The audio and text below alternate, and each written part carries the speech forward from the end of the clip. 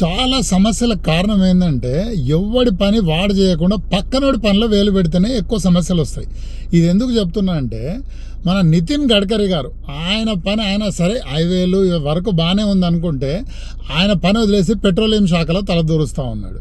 Ethanol E20 అని తెచ్చిండు. E20కి actual target 2030 ఉండే, తొందరపడి 2025 కల్లా తెచ్చిండు. 2030 కల్లా కారు మ్యానుఫ్యాక్చరర్లు, బైక్ మ్యానుఫ్యాక్చరర్లు ఆ E20కి సరిపడే టెక్నాలజీతో ఇంజన్లు తయారు చేసేవాళ్ళు. నీకు అంత తొందర ఏంది? చేసిందే అవులే పని 2025కి 5 ఏళ్ల ముందు టార్గెట్ చేయడం దాన్ని గొప్పగా చెప్తా ఉన్నాడు. మరి ఈయన ఉద్దేశం ఏంటిదో తెలియదు. అంటే ఏదో గొప్ప పని చేసి చరిత్రలు నిలిచిపోదాం అనుకుంటున్నా, లేకుంటే దేశంలో ఉన్న కార్లు బైకులు ఖరాబ్ చేద్దామని కంకణం కట్టుకున్నాడో తెలియదు.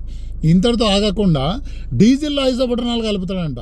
అంటే దేశంలో నడిచే లారీలు, కార్లు ఇవన్నీ సర్వనాశనం చేయడానికి కంకణం కట్టుకున్నాడు ఆయన.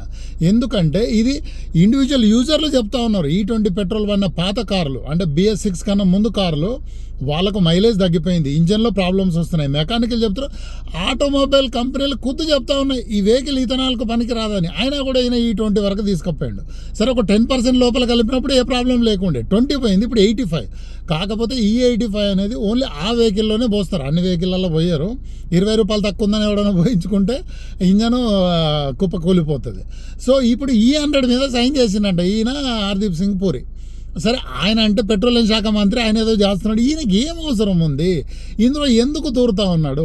ఈయన మోడీ ప్రభుత్వానికి చెడ్డ పేరు తీసుకొస్తూ ఉన్నాడు. ఎందుకంటే ఇప్పుడు పెట్రోల్ కార్లు వాడేవాళ్ళు తక్కువ వాడతారు కాబట్టి వాళ్ళకి ఇంజన్ ప్రాబ్లమ్స్ చాలా లేట్గా తెలుస్తాయి. డీజిల్ లారీలు, డీజిల్ కార్లు ఎక్కువ తిరుగుతూ ఉంటాయి, ఇమ్మీడియట్గా తెలుస్తుంది. దేశవ్యాప్తంగా దీని మీద వ్యతిరేకత క్రియేట్ అవుతుంది. సో ఈయనని కొంచెం ఆ శాఖ నుంచి దూరంగా పెట్టాలి. సరే ఇథనాల్ 100%తో నడిచే వెహికల్లో ఒకవేళ మ్యానుఫ్యాక్చరర్లు తయారు చేసి ఎవరైనా కొనుక్కుంటే 100% కొనుక్కుంటారు. నువ్వు పెట్రోల్ బంకులో ఆప్షన్ పెట్టు, ఇది E100, ఇది E85, ఇది E30, E20 అని పెట్టు, ఇది రెగ్యులర్ పెట్రోల్ అని పెట్టు. నాది డీజిల్ కారు, నేను కొంచెం వరి అయిపోయాను, నేను డీజిల్లో కలిపితే నేను ఎట్లా చేయాలని.